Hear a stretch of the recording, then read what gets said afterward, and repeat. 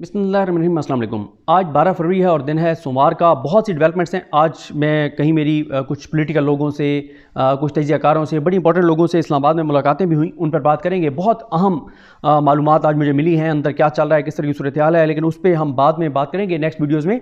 लेकिन सबसे पहले बात करते हैं कि लाहौर हाई कोर्ट ने अब से चंद लम्हे पहले बड़ा फैसला सुना दिया है। ये महफूज फैसला था, बड़ा फैसला ज़रूर है, लेकिन ये बुरा फैसला है। और बुरा फैसला इसलिए है कि लाहौर हाई कोर्ट के जस्टिस अली बाकर नजवी साहब ने नून लीग को बचा लिया है। जस्टिस अली बाकर नजवी साहब ने फैसला सुनाते हुए ये कहा है जनाब कि जितनी भी तहरीक इंसाफ की ये धांधली की शिकायत हैं, और धांधली की शिकायत आप इसको नहीं भी कह सकते, आप सिंपल ये कह सकते हैं कि तहरीक इंसाफ ने 18 हलकों में इंतखाबात को चैलेंज किया और सिर्फ ये कहा कि जनाब जो फॉर्म 45 हैं उनके ऊपर जो वोटों की तादाद है उसको सही काउंट नहीं किया गया। लेकिन जस्टिस अली बाकर नजवी साहब ने दरखास्तें खारिज करते हुए कहा है कि जनाब आप इलेक्शन कमीशन के पास जाएं। किस इलेक्शन कमीशन के पास? उस इलेक्शन कमीशन के पास जिसने पाकिस्तान की तारीख के बदतरीन इलेक्शन करवाए हैं, उस इलेक्शन कमीशन के पास जिस इलेक्शन कमीशन ने इन आरओज़ को मुंतखब किया था, उस इलेक्शन कमीशन के पास जिन्होंने इन ब्यूरोक्रेट्स को लगाया था, उस इलेक्शन कमीशन के पास जिन्होंने अदलिया से ब्यूरोक्रेट्स लेने के बजाय ब्यूरोक्रेसी से लिया। इन्होंने कमज़ोर, करप्ट, नाअहल, चोर, डाकुओं, लुटेरों के फैसिलिटेटर, सहूलतकार, ये सारे ब्यूरोक्रेट उन्होंने चुन चुन के लगाए थे। सिवाय उसमें से जो अपनी तनख्वाह के मुताबिक जो हलाली निकले हैं, जो हलाल खाने वाले निकले हैं, उन आरओज़ की तादाद कोई 15 से ज़्यादा नहीं है। 15 से 20 आरओज़ हैं जो हलाली निकले, जिन्होंने हलाल जो है अपनी की है रोज़ी। बाकी सब ने सबसे मुराद यह है कि जिनको कहा गया कि चेंज कर दें, उन्होंने चेंज कर दिया है। और एक बात मैं आपको बता दूं, जितनी धांधली हुई है वो सारी की सारी 98% आरओज़ ने की है। जो 98% जो प्रिजाइडिंग ऑफिसर्स थे वो डट गए हैं, उन्होंने पाकिस्तान से वफादारी का हक अदा कर दिया है, वो मुहिब वतन निकले हैं, वो उन्होंने अवाम के मैंडेट का पहरा दिया है और उन्होंने बिल्कुल कोई दो नंबरी नहीं की। उनके ऊपर कहीं के दबाव आया। और मैं इससे जुड़ा हुआ एक टॉपिक और भी आपके साथ डिस्कस करता हूं, जो मैं समझता हूं कि पीटीआई की जो इस वक्त बाहर लीडरशिप है ये कंप्रोमाइज्ड है। मैं पहले समझता था कि ये डफर हैं, नालायक हैं, नाअहल हैं, निकम्मे हैं, सुस्त हैं, काहिल हैं। नहीं, ये कंप्रोमाइज्ड हैं। इसकी मैं आपको वजूहत बताता हूं। लेकिन पहले आपको बता दूं कि हमारे जो वहाँ जो दोस्त हैं, अरशद अली साहब हैं, वकास अवान साहब, मोहम्मद इशफाक साहब, उन्होंने जो हल्के बताए हैं कि कहाँ कहाँ के हल्के चैलेंज हुए थे, वो मैं आपको बता देता हूँ। और ये तमाम हल्के वो हैं जैसे मरियम नवाज़ जीती हैं, अलीम खान जीते हैं, हमजा शहबाज जीते हैं, ये सारे। अच्छा, इसमें किस किस की दरखास्तें उन्होंने खारिज की हैं जनाब? जो अलीम खान का हल्का था वहाँ से, उसके खिलाफ, मरियम नवाज़ के खिलाफ, सैफुल मुल्क खोखर के खिलाफ, अता तारड़ के खिलाफ, ओन चौधरी के खिलाफ, ख्वाजा आसिफ के खिलाफ जो रिहाना डार साहबा की थी, शाहिद उस्मान के खिलाफ, शाकिर बशीर अवान के खिलाफ, इरफान शफी खोखर के खिलाफ, खालिद खोखर का जो हल्का है, फैसल इकराम का PP 46, PP 47, चौधरी मोहम्मद मंशा का PP 53, राना अब्दुस्तार और PP 170, इनके इंतखाबी नताइज जो हैं वो चैलेंज किए गए थे। और इसमें जिन्होंने चैलेंज किए थे ख़ास तौर पर सलमान अकरम राजा साहब, ज़ुबैर न्याजी साहब, और ज़ुबैर न्याजी साहब के अलावा मैं आपको बता देता हूँ जो PTI के लोग थे, बहरहाल जो यहाँ से जीता हुआ था उन्होंने सॉरी, और मियाँ महमूद रशीद, ज़हीर अब्बास खोखर, इन्होंने चैलेंज किए हुए थे। शहजाद फारूक, आलिया हमज़ा, ज़ुबैर न्याजी, रूबा उमर, रेहाना डार, सलमान अकरम राजा, मलिक तौकीर अब्बास, इन लोगों ने जो है वो चैलेंज की हुई थी, जो इनको हराया गया है। देखें दरख्वास्त क्या थी? दरख्वास्त बड़ी सिंपल थी कि जनाब प्रिजाइडिंग ऑफिसर्स ने फॉर्म 47 जारी करना था फॉर्म 45 की बेस पे। फॉर्म 45 क्या है? फॉर्म 45 है कि जिसके ऊपर लिखा हुआ होता है कि किस उम्मीदवार ने पोलिंग स्टेशन के ऊपर कितने वोट लिए हैं, उन सारों का वो सारे फॉर्म 45 जाते हैं आरओ ऑफिस में। आरओ उनको इकट्ठा करता है, काउंट करता है और फिर फॉर्म 47 जारी करता है। सिंपल PTI के इन लोगों की दरख्वास्त ये थी कि फॉर्म 45 के मुताबिक गिनती दोबारा करवा लें, लेकिन अली बाकर नजवी साहब ने कहा नहीं, आप इलेक्शन कमीशन जाएं। तो आज एक मरतबा फिर लाहौर हाई कोर्ट ने बचाया शरीफ खानदान को, वरना ये सियासी तौर पर देखें, सियासी तौर पर शरीफ खानदान तबाह और बर्बाद हो गया है, कहीं का नहीं रहा। अली बाकर नजवी साहब थोड़ी देर से के लिए बचा लेंगे, लाहौर हाई कोर्ट बचा लेगी, सुप्रीम कोर्ट बचा लेगी, जजेस बचा लेंगे, कोई मसला नहीं है। लेकिन एक बात हमारी जुडिशरी को देखनी चाहिए कि लोगों को अदलिया से जितनी लोगों के अंदर इस वक्त तहफ़्फ़ुज़ात हैं, शिकायत हैं, शिकवे हैं, जो लोगों का ट्रस्ट लेवल ख़त्म हो गया है, ये पाकिस्तान की अदलिया के लिए ज़हर कातिल है। यह पाकिस्तान की अदलिया के लिए बहुत खौफनाक और ख़तरनाक है कि पाकिस्तान के अवाम का एतमाद अदलिया से बिल्कुल उठ चुका है।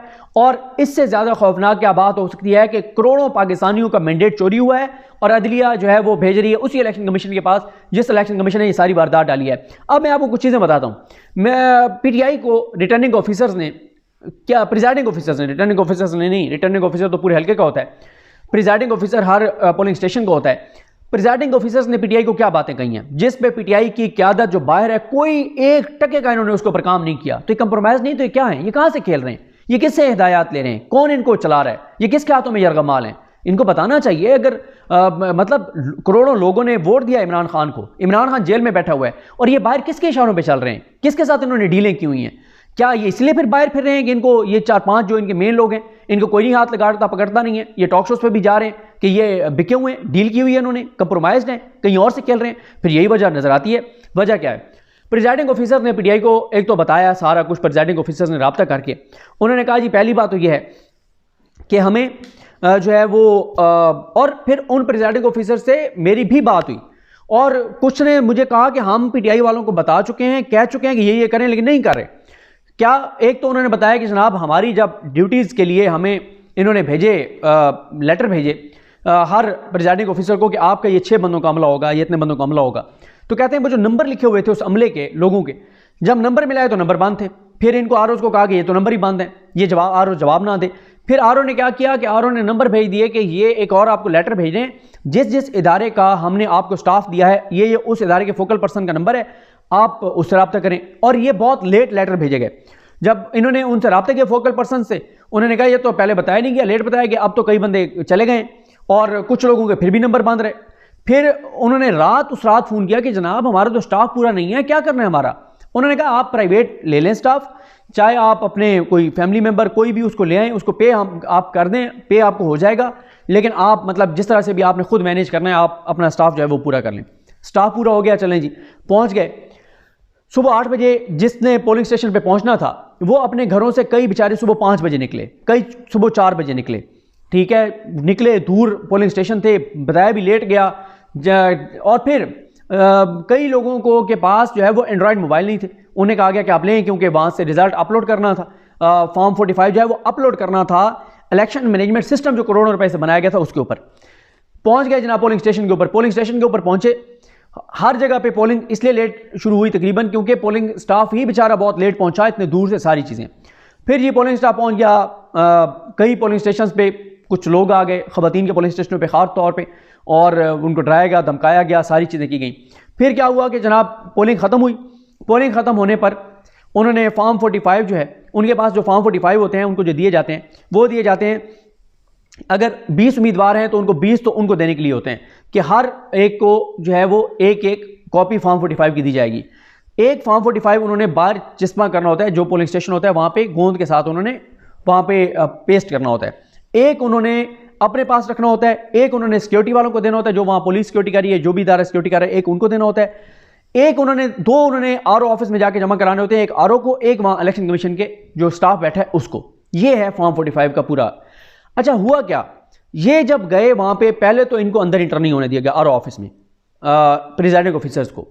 फिर मैं आपको जो लास्ट मेरी वीडियो है वो अगर आप या तो सुनना चाहते हैं सुन लें, 10 मिनट आपके पास नहीं है तो आप साकिब बशीर साहब के ट्विटर पे जाएं और उस तहरीर को पढ़ लें जो नबील अनवर ढक्कू साहब ने चकवाल के ऊपर लिखी है, चकवाल और तलगां के ऊपर। हर डिस्ट्रिक्ट में हर जगह वही हुआ है कि उन्होंने, नबील अनवर ढक्कू ने लिखा है कि वो खड़े थे, उन्होंने बताया प्रिजाइडिंग ऑफिसर्स अभी उनका कॉन्वॉय बनाया जा रहा था, उनका एक शाहराह पे रोका हुआ था सुबह 4 बजे या उससे पहले जब भी, तो उन्होंने रेडियो पे सुना कि जनाब नून लीग वाला बंदा जीत गया। वो कहते हैं अभी रिजल्ट तो हमारे पास है, प्रिजाइडिंग ऑफिसर्स हम में, ये कहाँ से जीत गए, अनाउंस हो गया। तो आपको पता ही है कहाँ कैसे अनाउंस हुआ है। अच्छा फिर वो कहते हैं कि जनाब जब पोलिंग ख़त्म हुई हमने अब वो अपलोड करना था फॉर्म 45, नेट ही नहीं था, और उन्होंने पीटीआई वालों को कहा कि आप इलेक्शन कमीशन को रिटर्न दरखास्त लें और पूछें कि जनाब इलेक्शन मैनेजमेंट सिस्टम के जरिए कितने रिजल्ट आपके पास आए थे, पूरी रिपोर्ट दें। पीटीआई वालों ने नहीं दी। फिर वो कहते हैं प्रिजाइडिंग ऑफिसर कि हम जब पहुंचे वहाँ पे लंबी लंबी हमारी लाइनें लगाई गई, पहले तो मैं अंदर नहीं जाने दे रहे थे, जाने दिया गया, लंबी लंबी लाइनें, शदीद सर्दियों में सुबह 4 बजे तक 5 बजे तक उन बेचारों को खड़ा रखा गया, उनकी इंसल्ट की गई प्रिजाइडिंग ऑफिसर्स की, और साथ ही बहुत से प्रिजाइडिंग ऑफिसर से धमका के और उनसे खाली उनके ऊपर फॉर्म 45 भी दस्तखत करवाए गए, कुछ से 2 नंबरी से करवाए गए। उन्हें कहा कि यहाँ दस्तखत कर दें, उन्होंने दस्तखत किए, उन्होंने कहा ये तो फॉर्म 45 है, उन्होंने कहा ये वो ड्यूटी आपने किया ना उसके हम दस्तखत करवा रहे हैं। इस तरह से 2 नंबरी से करवाए गए और ये सारा कुछ। अच्छा अब ये हुआ है कि प्रिजाइडिंग ऑफिसर्स ने पीटीआई वालों को कहा है कि जनाब आप हर रिटर्निंग ऑफिसर्स को दरखास्त दें कि ये जो आपके यहाँ पे कैमरे लगे हुए थे बाहर लगे हुए हैं अभी भी सीसीटीवी कैमरे। इसके हमें फुटेज चाहिए कि कौन सा प्रिजाइडिंग ऑफिसर कितने बजे आपके पास आया है। अब जब ये फुटेज पीटीआई मांगेगी वो फुटेज देंगे नहीं, तो ये इनकी ग्राउंड बनेगी कि जनाब हमने फुटेज मांगी हमसे दे नहीं रहे, ताकि हमें पता चले प्रिजाइडिंग ऑफिसर कितने बजे आए हैं, कौन कौन लोग आए हैं, नून लीग के लोग अंदर आए हैं, कौन लोग थे जो अंदर आए हैं। जिस तरह से रिजल्ट जो है पीटीआई ने नहीं दी दरखास्त। पीटीआई को रिटर्निंग प्रिजाइडिंग ऑफिसर्स ने कहा है कि आप सुप्रीम कोर्ट जाएं, कमीशन बनवाएं, हम कमीशन में आके बयान देंगे कि ये हमारे पास फॉर्म 45 है और पीटीआई जीती है। फिर एक और बात सुन लें, मुझे एक और बात पता चली कि एक व्हाट्सएप ग्रुप था रिटर्निंग ऑफिसर्स के साथ प्रिजाइडिंग ऑफिसर्स का। जब वो पता चला कि जीत कोई और नून लीग वाला गया है, तो प्रिजाइडिंग ऑफिसर्स ने ना अपने अपने फॉर्म 45 उस ग्रुप में शेयर करने शुरू कर दिया कि जीते तो पीटीआई है वहां से। तो जनाब आरओ ने पहले उस ग्रुप की सेटिंग चेंज की, ओनली एडमिन किया कि सिर्फ एडमिन मैसेज भेज सकता है और साथ ही फिर ग्रुप डिलीट कर दिया। अब ये सारी वो चीज़ें जो प्रिजाइडिंग ऑफिसर्स, क्योंकि प्रिजाइडिंग ऑफिसर्स बहुत सारे थे, टीचर्स थे, लेक्चरर थे, प्रोफेसर थे, और ख़ास तौर पे क्रेडिट देना चाहिए हमारी जो फीमेल टीचर्स थी उनको, फीमेल जो लेक्चरर्स थी उनको। इस्लामाबाद की 3 फीमेल लेक्चरर्स के ऊपर बड़ा उनको बाद में बुलाया गया कि आप फॉर्म 45 के ऊपर दस्तखत, उन्होंने नहीं किया उन्होंने, ठीक है। और जो डट गई हैं वो खास तौर पे ख़वातीन, और जो सबसे ज़्यादा पोलिंग स्टेशनों पे निकली हैं वो भी ख़वातीन निकली हैं जिन्होंने आके वोट डाला है। तो पीटीआई का क्या ये काम नहीं था कि एक वो प्रेस कॉन्फ्रेंस करके बताते कि ये इरेगुलरिटीज़ हुई हैं? क्या पीटीआई का काम नहीं था कि वो रिटर्न दरखास्त जाके दें इलेक्शन कमीशन में और पूछो उनसे कि आपका ईएमएस क्यों काम नहीं किया? क्या पीटीआई का काम नहीं है कि वो इलेक्शन कमीशन से जाके पूछें कि हमें आप रिटर्न बताएं कि आपने कब कब रिजल्ट अनाउंस किए, आपने रिजल्ट लेट अनाउंस क्यों किए, आपके ये सारी चीज़ें पूछें सुप्रीम कोर्ट में जाके। अच्छा, ये जो मैं ये कहता हूँ कि लोगों की तवक्कुआत सुप्रीम कोर्ट से बिल्कुल नहीं बढ़ानी चाहिए, सुप्रीम कोर्ट से कोई इंसाफ नहीं मिलेगा, मैं खुद इस बात का कायल हूँ। लेकिन इत्माम हुज्जत भी तो आपने करनी होती है, आपने एक नैरेटिव भी तो बनाना है, आपने अवाम में बयानियत भी तो बनाना है, आपने अवाम के सामने चीज़ों को एक्सपोज भी तो करना है। आप जाएँ सुप्रीम कोर्ट के सामने सारी चीज़ें रखें, दरखास्त भी मुस्तरद हो जाएगी। जब लेवल प्लेइंग फील्ड वाली पीटीआई की बात नहीं सुनी गई तो काजी फैसल साहब के शदीद हामी काजी साहब के खिलाफ हो गए कि यार ये ज्यादती कर रहे हैं। आप जाएं तो सही, आप 100 दरखास्तें लेके जाएंगे सुप्रीम कोर्ट, यार 80 वो मुस्तरद करेंगे, 20 तो आपके हक में फैसले देंगे ना। तो ये वो अच्छा कुछ चीज़ें होती हैं, कुछ मुझे भी पता है, मुझे ये समझाया जाएगा देखें जी ये आरओ के खिलाफ तो हमने हाई कोर्ट में ही जाना है, इलेक्शन कमीशन में जाना है। बिल्कुल आप ठीक कह रहे हैं। और भाई यहाँ पे चीज़ें कोई नॉर्मल थोड़ी चल रही हैं। आप डायरेक्ट सुप्रीम कोर्ट पहुंच जाएं 184(3) के तहत मुस्तरद जो जाएगी ना दरखास्त, वो होनी है, लग भी जाए तो इंसाफ आपको नहीं मिलना। लेकिन आवाम तो देखेगी, लाइव प्रोसीडिंग अगर होती है पूरी कौम तो देखेगी कि यार पीटीआई तो आखिरी दम तक लड़ती रही है, इनके लोग अगर गए हैं सुप्रीम कोर्ट में नहीं जा रहे। तो इससे मुझे ये लगता है कि ये नालायक नहीं है, ये निकम्मे नहीं है, ये डफर नहीं है, ये कंप्रोमाइज्ड है। और ये अब एक बड़ी अजीब सूरत हाल है कि ना ये कोई प्रेस कॉन्फ्रेंस कर रहे हैं, ना ये वाइट पेपर जारी कर रहे हैं, ना ये रिपोर्ट जारी कर रहे हैं। सोशल मीडिया पे सारे मीडिया वाले लगे हुए हैं, इंटरनेशनल मीडिया पूरा रिपोर्ट कर रहा है। अगर कोई नवाज शरीफ की तरह घरों में छुप के बैठा हुआ है तो वो पीटीआई की लीडरशिप है, होम्योपैथिक ये बयान दे रहे हैं, कोई सख्त प्रेस कॉन्फ्रेंस नहीं कर रहे, कोई ये बात नहीं कर रहे। पता नहीं क्या हो गया इनको, मुझे तो समझ नहीं आती कि कहाँ से ये खेल रहे हैं, कौन है इनके साथ राब्ते में जिसके कहने पे ये सारा गंदा खेल खेल रहे हैं पीटीआई के जो बाहर लीडरशिप है। तो ये पीटीआई के लोगों को देखें, मुझे पीटीआई के एक बंदे ने कहा कि आप जो है वो प्लीज़ ट्वीट ना किया करें, आप हमें बताया करें कि हमें सजेस्ट किया करें कि हम ये करें। भाई मेरा काम आपको सजेशन देना नहीं है, आप इतने बच्चे नहीं हैं। ट्वीट्स मैंने पहले भी किए, मैंने कहा कि इन्होंने ये आज तक इस लम्हे तक इन्होंने ये वो रिपोर्ट जारी नहीं की, वो बाहर से यूके से किसी ने वो सारी चीज़ें अपलोड की हैं, मैं वो रिपोर्ट नहीं देख सका। पीटीआई पाकिस्तान में एक रिपोर्ट जारी नहीं कर सकी कि किस किस रिटर्निंग ऑफिसर को कितने अरसे से ब्यूरोक्रेट लगाया गया था, वहाँ पे उस ओहदे पे डीसी लगाया गया था, कौन कौन सा कमिश्नर कितने कितने अरसे से मौजूद है। मुल्तान वाले कमिश्नर को देखने कितने अरसे से वो कमिश्नर है वहाँ पे। इलेक्शन कमीशन ने झूठ बोला था कि हमने रिशफल किया, ये सारी चीज़ें नहीं की पीटीआई ने। देखें जो काम जबरान इलियास कर रहा है, जो काम अजहर मिशवानी कर रहा है, जो काम ओवरसीज पाकिस्तानी बैठ के कर रहे हैं, उसका तो कोई मैच नहीं है, उसकी तो कोई मिसाल पाकिस्तान में नहीं मिलती। उनकी इमरान खान से मोहब्बत, कमिटमेंट और जबरान इलियास की पूरी टीम, उनकी सोशल मीडिया टीम, उनके जो लोग वो चीज़ें तैयार कर रहे हैं, जो वो ड्राइव्स बना रहे हैं, जो वेबसाइट्स बना रहे हैं, जो वो डाटा अपलोड कर रहे हैं, ये सारा काम 100/100 नंबर कमाल। कोई जमात ऐसा नहीं कर सकती जितने वो लोग डेडिकेटेड बगैर पैसों के कर रहे हैं, जबरान इलियास, अजहर मिशवानी और उनकी पूरी टीम, जुनेद और ये सारे, बाकी को मुझे नाम नहीं आते जो भी हैं ये सारे। लेकिन यहाँ क्या इनका काम नहीं है? ये जो यहाँ पे जो भागे फिर रहे हैं, दौड़े फिर रहे हैं, जिन्होंने सारों ने यहाँ पे जो है वो पीटीआई संभाली हुई है, तो इनका काम था ना ये रोज़ाना यहाँ पे 4-4 प्रेस कॉन्फ्रेंस होती इनकी यहाँ पे सेक्रेटेरिएट में, लेकिन वो ऐसे मज़े से बैठे हुए जैसे कुछ हुआ ही नहीं है। तो ये आवाम के मैंडेट के साथ खिलवाड़, ये भी उसमें पूरे पूरे शरीक हैं। ये जो भी बड़ी साजिश है, जो भी बड़ी गेम है, ये पूरे ऑन बोर्ड है, ये पूरी तरह कंप्रोमाइज है, ये पूरी तरह पता नहीं अब क्या है। कोई इन्होंने शायद कोई चीज़ लिख के दी हुई है कि हमें गिरफ्तार ना किया जाए, हम ये सर्विसेज प्रोवाइड करेंगे, या कोई इन्होंने कहीं से कोई पैसे पकड़े हुए हैं, या इन्हें कोई और चीज़ है। ये कई छोटे छोटे वसीम कादिर अभी भी पीटीआई में मौजूद हैं, जो बज़ाहिर इमरान खान के साथ थे, इमरान खान के नाम पे जीते। इनमें से कई आप देखेंगे जो ये भी कहीं ना कहीं जाएंगे। तो ये एक बड़ा सवाल है जिस पे पीटीआई को जवाब देना चाहिए। मेरे तो 4-5 सिंपल सवाल हैं। अभी तक सुप्रीम कोर्ट से क्यों रजू नहीं किया गया? अभी तक कोई इरेगुलरिटीज़ के ऊपर वाइट पेपर जारी क्यों नहीं किया गया? कोई रिपोर्ट जारी क्यों नहीं की गई? धांधली के शवाहिद क्यों नहीं जारी किए गए? धांधली की वीडियोस के ऊपर प्रेस कॉन्फ्रेंस क्यों नहीं की गई?